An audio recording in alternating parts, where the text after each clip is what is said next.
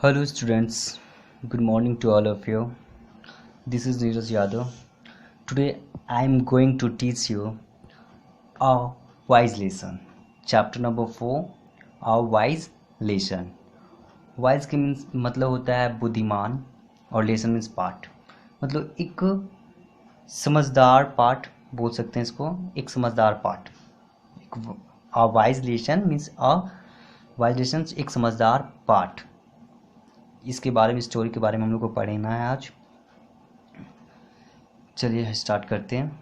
First, folk tales. Folk tales का मतलब होता है लोक कथाएं. फोक टेल्स मीन्स लोक कथाएं.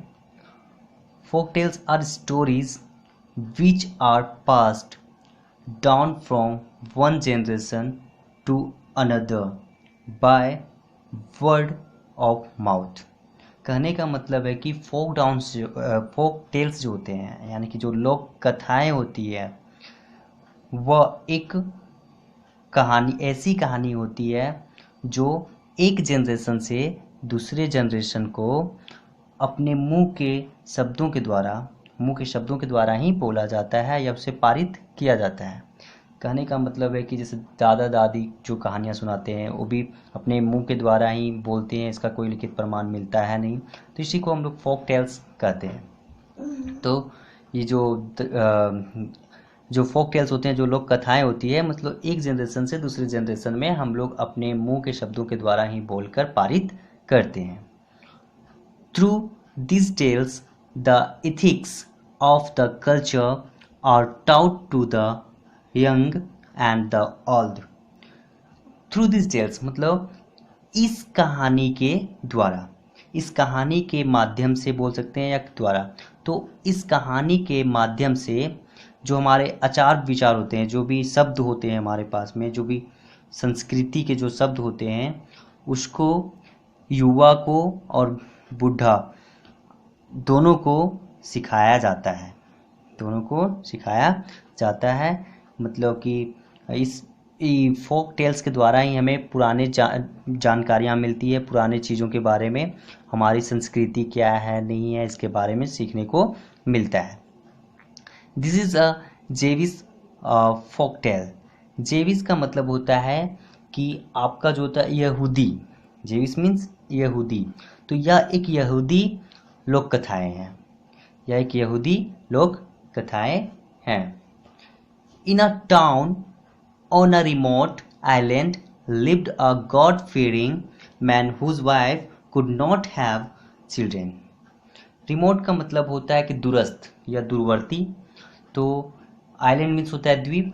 तो एक दूरस्थ आइलैंड में, एक दूरस्थ आइलैंड या द्वीप में, द्वीप के टाउन में एक भगवान से डरने वाला व्यक्ति, यानी गॉड फेयरिंग मैन मीन्स भगवान से भयभीत होकर जो रहता था व्यक्ति, भगवान से डरने वाला एक व्यक्ति रहता था, जिसकी पत्नी के कोई भी बच्चे नहीं हो सकते थे. कोई भी बच्चे नहीं हो सकते थे. ठीक है. In a town on a remote island lived a god fearing man whose wife could not have children. मतलब एक दूरस्थ आइलैंड में भगवान से डरने वाला एक व्यक्ति रहता था, जिसकी पत्नी के कोई भी बच्चे नहीं हो सकते थे. One day however she become pregnant and her husband rejoicing in his heart at the glad tidings shade.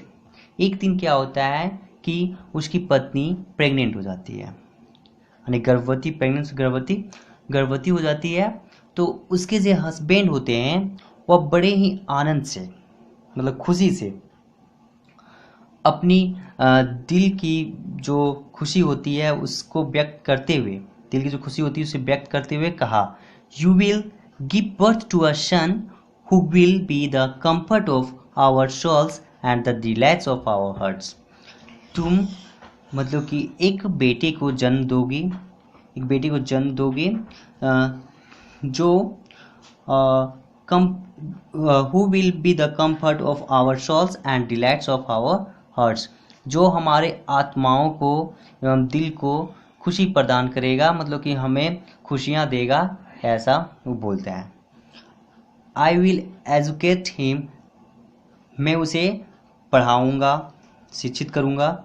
And bring him up well, और मैं उसे बहुत अच्छे से मतलब आगे भी बढ़ाऊँगा, मैं उसे पढ़ाऊँगा और आगे बढ़ाऊँगा। And he shall inherit my good name and increase my renown, और उससे मेरा नाम ज़्यादा मतलब फेमस होगा, मेरा नाम जो होगा वो अच्छे से पूरा फैलेगा, और इससे मेरे जो यश है उसमें बढ़ोतरी होगी, मतलब कि फेमस में बढ़ोतरी होगी। Thus spoke the happy potential father, मतलब इस तरह से उसके पिताजी खुश होकर बोले, कहे।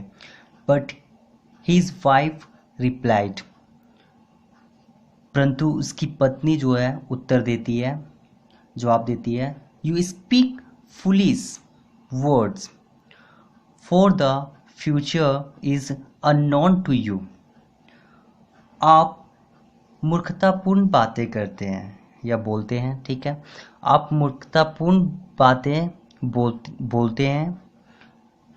For the future is unknown to you,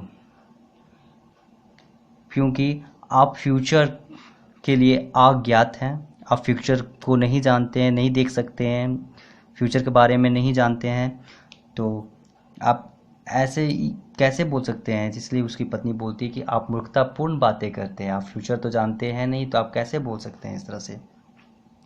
how do you know that my child birth is going to go well, आप कैसे जानते हैं, how do you know that means आप कैसे जानते हैं कि my child birth is going to go well, मतलब जो मेरा जो चाइल्ड बर्थ है, जो मेरे बच्चे को जन्म देने वाली या प्रोसेस जो है वह बहुत अच्छे से चल रही है। That I shall give birth to a son and not a daughter, मैं एक बेटे को ही जन्म दूंगी या बेटी को नहीं। आप कैसे जानते हैं कि मतलब कि मैं बेटी को ही जन्म दूंगी, ऐसा उसकी पत्नी बोलती है। That his child is going to live long and that is going to be a robust and healthy, आप मतलब कैसे जानते हैं कि मेरा जो बच्चा है वह बहुत लंबे समय तक जिंदा रहेगा, बहुत लंबे समय तक जिंदा रहेगा, एंड वह जो जन्म लेगा तो उसके बाद में वह बहुत ही मजबूत और हेल्दी रहेगा, स्वस्थ रहेगा। आप कैसे कर सकते हैं। You should not have spoken such idle words and boasted, उसकी पत्नी बोलती है कि आपको इस तरह की बेहुदी बातें नहीं करनी चाहिए और आपको घमंड भी नहीं करना चाहिए। But left everything to God, परंतु सब कुछ भगवान पे छोड़ देनी चाहिए, सब कुछ भगवान पे छोड़ देते हैं। Who controls our destinies, destinies का मतलब होता है यहाँ पे भाग्य। तो उसकी पत्नी बोलती है but left everything to God who controls our destinies, means सब कुछ भगवान पर छोड़ देते हैं जो हमारे भाग्य को नियंत्रित करते हैं। It may befall you as it once befell a certain dervish, means हो सकता है कि आप आपको दरवेश के बारे में, मतलब आप दरवेश को देख सकते हैं या जान सकते हैं उसके बारे में। दरवेश एक कोई इंसान का नाम है। When her husband asked her what had happened to the दरवेश, जब उसके पति ने उससे पूछा कि दरवेश के साथ क्या हुआ था, दरवेश के साथ क्या हुआ था। She told to him the following tale, तो उसने निम्नलिखित कहानियों के द्वारा बोली, निम्नलिखित कहानियाँ बताई उसके बारे में, दरवेश के बारे में उसकी पत्नी निम्नलिखित कहानियाँ बताई।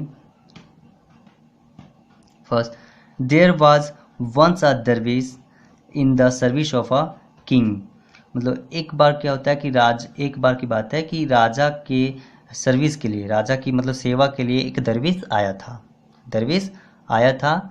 The king used to give him a piece of a cake and a bowl of a honey daily, means राजा जो था वह हमेशा प्रत्येक दिन मतलब डेली दरवेश को केक का टुकड़ा और बॉयल ऑफ हनी मीन्स शहद का एक कटोरी दिया करता था। द दरवेश used to eat the cake and put the honey into a jar which he always carried upon his head। Means जो दरवेश जो था हमेशा क्या करता था कि वह केक को खाया करता था, केक को खाया करता था और हनी जो था उसको जो एक कटोरी हनी मिलता था उस हनी को वह जार में जमा करता था, जार में रख देता था, जो जिसको हमेशा वह अपने सिर पे उठाए रहता था, जिसे हमेशा उस जार को सिर पे वो उठाए रहता था। Honey however in those days was very expensive. उन दिनों हनी जो था बहुत ही महंगी थी, बहुत ही उनका जो दाम था बहुत ही ज़्यादा था। वन एक्सपेंसिव का मतलब महंगा होता है। वन डे द दरवेश noticing that his jar was nearly full thought of the high price his money would fetch in the market. एक दिन क्या होता है कि दरवेश जो होता है अब नोटिस करता है कि जार जो होता है भरने ही वाला होता है, मतलब लगभग भर ही जाता है, जार जो होता है लगभग भर ही जाता है। तो वह सोचता है कि यदि मैं इसको मार्केट में बेचूंगा तो मुझे बहुत सारे पैसे आएंगे, बहुत सारे पैसे मिलेंगे इसके बदले में। I am going to sell my honey for a piece of a gold and buy 10 sheep। मैं अपने हनी को मतलब बेचने जा रहा हूँ और इसके बदले में सोने का टुकड़ा और 10 भेड़ें खरीदूंगा, 10 भेड़ें खरीदूंगा। All of which is going to give birth to lambs. और जितने भी जो भेड़ें होंगी वो सब सारा के सारा बच्चे को जन्म देने वाली होंगी। So that in the course of 1 year I am going to have 20 sheep। जिसके कारण से मतलब कि मेरे जो एक साल के बाद में जो भेड़ों की संख्या होगी वह 20 हो जाएगी, मतलब मेरे पास में 20 भेड़ें हो जाएगी एक साल बाद। Then for sure their number will steadily increase and in 4 years I shall then be the owner of a 400 sheep। मतलब फिर बोलता है कि उसके बाद में क्या होगा कि श्योर मतलब कि अवश्य ही मेरे जो भेड़ों की संख्या होगी लगातार बढ़ती ही जाएगी और मैं 4 सालों में लगभग 400 भेड़ों का मालिक बन जाऊंगा। मैं 4 सालों में लगभग 400 भेड़ों का मालिक बन जाऊंगा। I cell then buy a cow and an ox and acquire a piece of a land। उसके बाद वह सोचता है कि फिर उसके बाद मैं इनको बेचकर मैं एक मतलब गाय खरीदूंगा और एक बैल खरीदूंगा और एक ज़मीन का टुकड़ा भी खरीद लूँगा। इससे मैं एक गाय खरीदूंगा, बैल खरीदूंगा और एक ज़मीन का टुकड़ा खरीद लूँगा। My cow will give birth to cubs। The ox will be useful to me in ploughing my land. वो फिर से सोचता है कि जो गाय होगी वह बछड़े को जन्म देगी एंड जो ऑक्स होगा वह मेरे लिए उपयोगी होगा हल चलाने के लिए, मतलब हल जोतने के लिए जो ऑक्स होगा वो उपयोगी होगा। While the cows will provide me with milk. जबकि जो गाय होगी वह मुझे दूध प्रदान करेगी, in a 5 years time the number of my cattle will have increased. मतलब अब बोलता है कि 5 सालों के समय के बाद में जो कैटल मीन्स होता है पशु, मीन्स जो मेरा जो पशु होगा उसकी संख्या में इंक्रीज होगी, बढ़ेगी considerably. And I shall be the possessor of a great wealth. और मैं एक मतलब कि बड़ा आदमी बन जाऊंगा, कहने का मतलब कि मैं एक बड़ा आदमी मतलब धन रखने वाला आदमी बन जाऊंगा, मैं बड़ा आदमी बन जाऊंगा।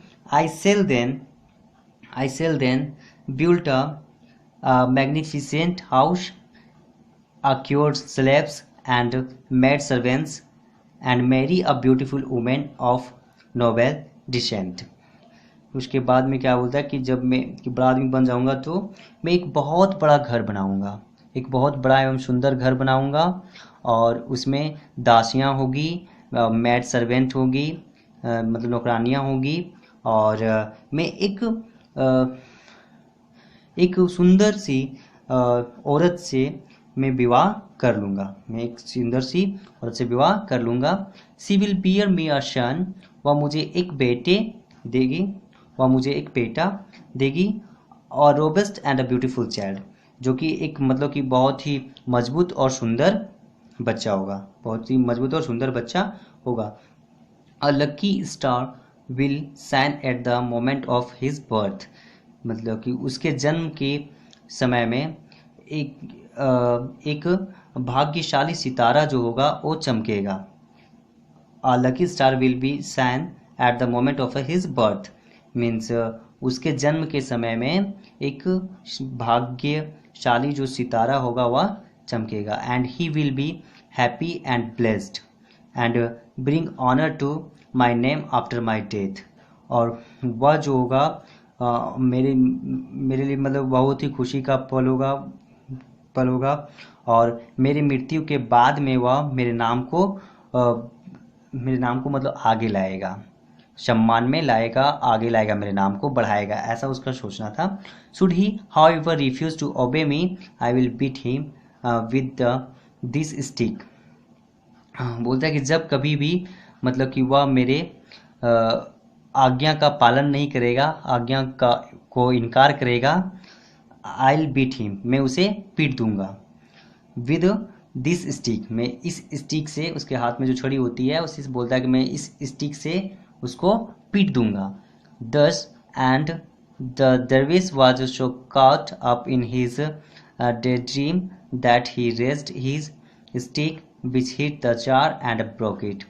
दरवेश जो होता है उसी समय मतलब कि वह स्वप्न देख रहा होता है, दिन में ही स्वप्न देख रहा होता है, और वह जो होता है अपने छड़ी से जार में मार देता है, जार में मार देता है। उसके बाद वह जब उठता है तो देखता है कि जार जो होता है वो टूट जाता है, जार में जब स्टिक से प्रहार करता है तो जार जो होता है वो टूट जाता है। The jar of my Honey along with his day dreams was lost, उसके बाद क्या होता है कि जो शहद का जो जार होता है, उसके शहद का जो जार होता है उसके स्वप्न के साथ ही सारा खत्म हो जाता है, लॉस्ट हो जाता है, खो देता है। मीन्स जब जार टूट जाता है सारा शहद बह जाता है, सब खत्म हो जाता है, उसका जो दिन का स्वप्न होता है उसके साथ ही सारा उसका स्वप्न खत्म हो जाता है। I have told you the story, continued the wife of the piteous man, just to give you a lesson that it is not wise to speak of things that are uncertain. Means मैंने यह कहानी आपको सुनाई है, मैंने यह कहानी आपको सुनाई है क्योंकि जो जिसके बारे में आप नहीं जानते हो उस टॉपिक के बारे में बोलना बुद्धिमानी नहीं होती है। इस पार्ट से हम लोग को यही मिलता है सीखने को, और यही बता भी रही है कि जिसके बारे में हम लोग को कुछ पता नहीं हो आगे फ्यूचर में क्या होगा, तो उसके बारे में हम लोग ना ही बोले तो अच्छा है, क्योंकि वह बुद्धिमानी नहीं होती है। Remember the words of a king Solomon who said, Solomon की राजा जो सोलोमन थी उसकी बात को याद रखें, उसके शब्दों को याद रखें, जिन्होंने कहा था, हु सेड, जिन्होंने कहा, do not boast yourself for you do not know what will happen to you next. आपको कभी भी मतलब कि अपने आप पे घमंड नहीं करना चाहिए, क्योंकि आपको नहीं पता है कि आपके साथ क्या होने वाला है या फिर क्या घटित होगा, इसलिए कभी भी अपने आप पे घमंड नहीं करना चाहिए। This chapter is finished.